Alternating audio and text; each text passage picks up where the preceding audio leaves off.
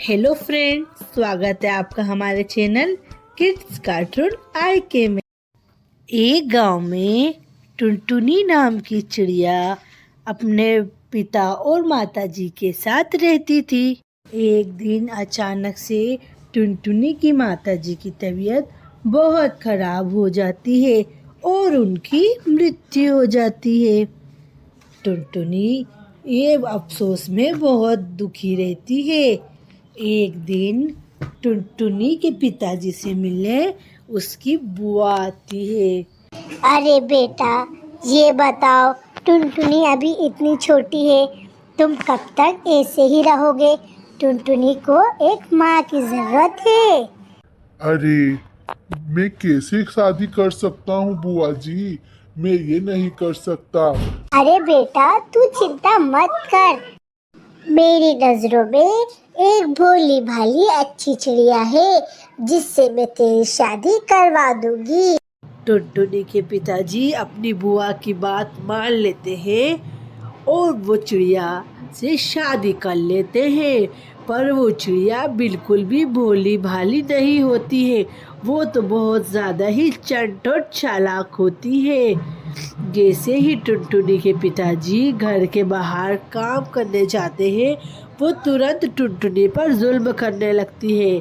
दिन भर टुनटुनी से पूरे घर का काम कराती है और उससे भी खाने को नहीं देती है।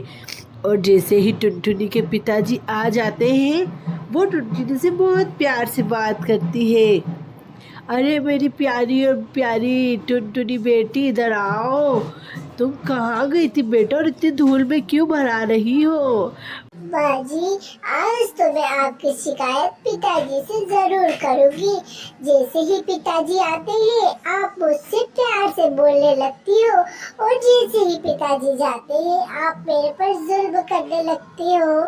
कल तो देखना, मैं पिताजी से आपका नाम जरूर बोलूँगी। ज्यादा बोल रही हो, बहुत ज्यादा। आजकल टुनटुनी तेरी जबान चलने लगी है। वो डंडा उठाकर टुनटुनी को पीटने लगती है। इतना पीटती है कि टुनटुनी के शरीर पर जख्म हो जाते हैं। दूसरे दिन जब टुनटुनी के पिताजी अपने घर के बाहर खड़े थे, तभी टुनटुनी की कुछ सहेलियां आती हैं। अरे अंकल, टुनटुनी कहाँ है? अरे बेटा, टुनटुनी तो घर पर ही है। अरे टुनटुनी से तुम क्यों मिलने आए हो बेटा? अरे अंकल जी, टुनटुनी कई दिनों से स्कूल नहीं आ रही है, इसलिए हम टुनटुनी से मिलने आए हैं। नहीं बेटा, टुनटुनी तो रोज स्कूल जा रही है। कल ही मैंने टुनटुनी की माताजी को टुनटुनी की फीस भरने को दी थी और वो कह रही थी कि टुनटुनी अपने स्कूल रोज जा रही है। नहीं नहीं, ये तो बहुत बड़ा झूठ है। टुनटुनी कई दिनों से स्कूल नहीं आ रही है और ना ही वो हमसे मिल रही है। ठीक है बेटा, तुम जाओ, मैं टुनटुनी को लेकर कल सुबह स्कूल आता हूँ। अरे टुनटुनी, ये क्या, तुम्हारी कुछ सहेलियां आई थी, वो ये कह रही थी बेटा कि तुम स्कूल नहीं जा रही हो, पर तुम्हारी माताजी ने तो कल ही मेरे से तुम्हारी स्कूल की फीस के कुछ पैसे लिए हैं। पिताजी, मैं आपको क्या बताऊं, मैं कई दिनों से स्कूल नहीं जा रही हूँ। माताजी जैसे ही आप घर से जाते हो, मुझे पीटने लगती है और मुझे बहुत ज्यादा जुल्म करती है। मेरे से दिन भर घर का काम कराती है और जो पैसे आपने मेरी फीस के लिए दिए थे, वो थे इन्होंने रख लिए हैं। ये मुझे स्कूल नहीं पहुँचाती है और बहुत ज्यादा ही मुझसे काम कराती है। अच्छा, तो ये बात है। मैं तो तुम्हें बहुत भोली भाली समझा था। तुम मेरे घर से निकल जाओ।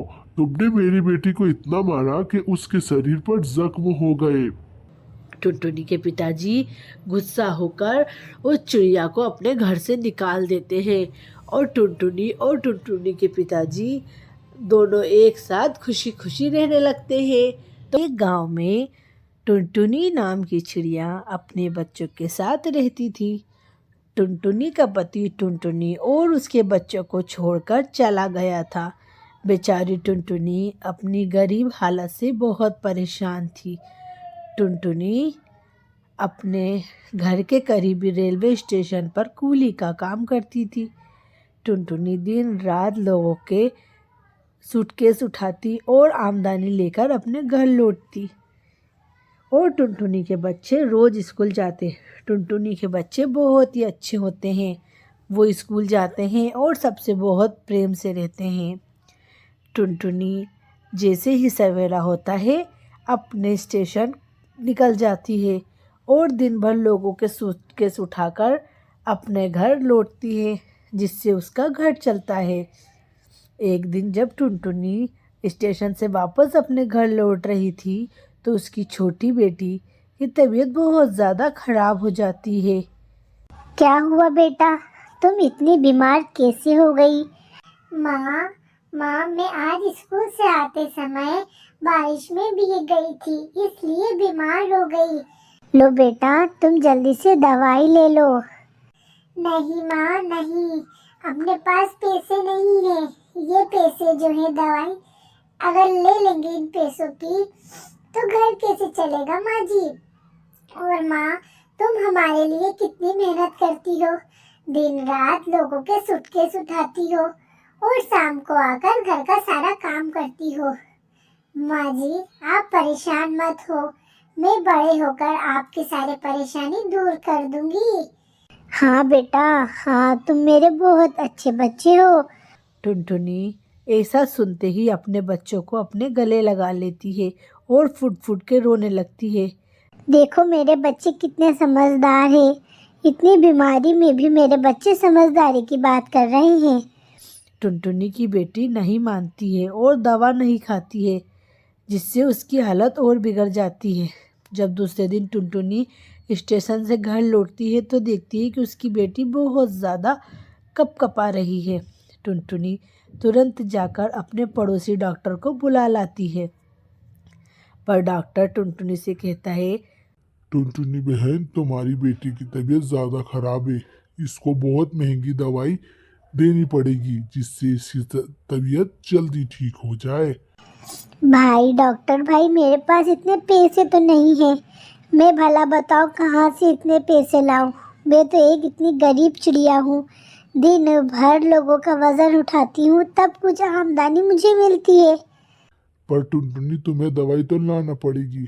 टुनटुनी मायूस होकर अपने घोंसले के बाहर बैठ जाती है और सारे लोगों से मदद मांगने लगती है। जितने भी उसके आड़ पड़ोसी रहते हैं कोई भी टुनटुनी की मदद नहीं करता है। टुनटुनी बहुत निराश हो जाती है और अपने घर के बाहर जाकर फिर से बैठ जाती है। टुनटुनी का रोना देखकर उसकी एक सहेली टूनी चिड़िया आती है।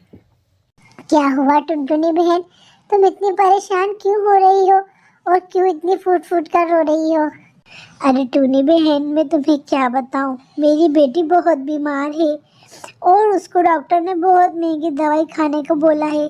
मैं कहाँ से पैसे लाऊं? अरे टुनी तुम क्यों परेशान हो रही हो? तुम्हारी बहन है ना, ये लो तुम पैसे लो और अपनी बेटी की दवाई कराओ। अरे बहन, तुम्हारा शुक्रिया जो तुमने मेरी मदद करी। मैं पूरे गांव में घूम ली पर मेरी मदद किसी ने नहीं करी। टुनटुनी तुम बाद में बात करना, पहले जाकर अपनी बेटी की दवाई लेकर आओ। टुनटुनी जल्दी से जाकर अपनी बेटी की दवाई लाती है और उसको खिलाती है, जिससे उसकी तबीयत अच्छी हो जाती है। टुनटुनी टूनी चिड़िया का बहुत ज़्यादा शुक्रगुजार करती है और टुनटुनी की बेटी भी ठीक हो जाती है और वो लोग फिर से एक साथ खुशी खुशी रहने लगते हैं। तो एक गांव में टुनटुनी नाम की चिड़िया रहती थी। टुनटुनी बहुत ही समझदार और अच्छी चिड़िया थी। टुनटुनी हमेशा अपने घोंसले में ही रहती थी, ज़्यादा इधर उधर नहीं जाती थी। फिर भी टुनटुनी अपने पड़ोसी कालू कौवे लोहार से बहुत परेशान थी। वो लोहार कौवा टुनटुनी को बहुत परेशान करता था। वो टुनटुनी ही को नहीं, गांव की सारी चिड़ियाओं को बहुत परेशान करता था। वो थोड़ा बदमाश और लुच्चे टाइप का कौवा था। वो आते जाते सभी चिड़ियाओं को छेड़ता रहता था। और चिड़िया, कहाँ जा रही हो चिड़िया? और टुनटुनी, क्या बात है, आज तो तुम अपने घोंसले में से बाहर नहीं आई। मुझसे डर गई क्या या मेरे प्यार से डर गई टुनटुनी चिड़िया? ऐसे ही धीरे धीरे सारी गांव की चिड़ियाओं ने अपने घोंसले में से निकलना बंद कर दिया था।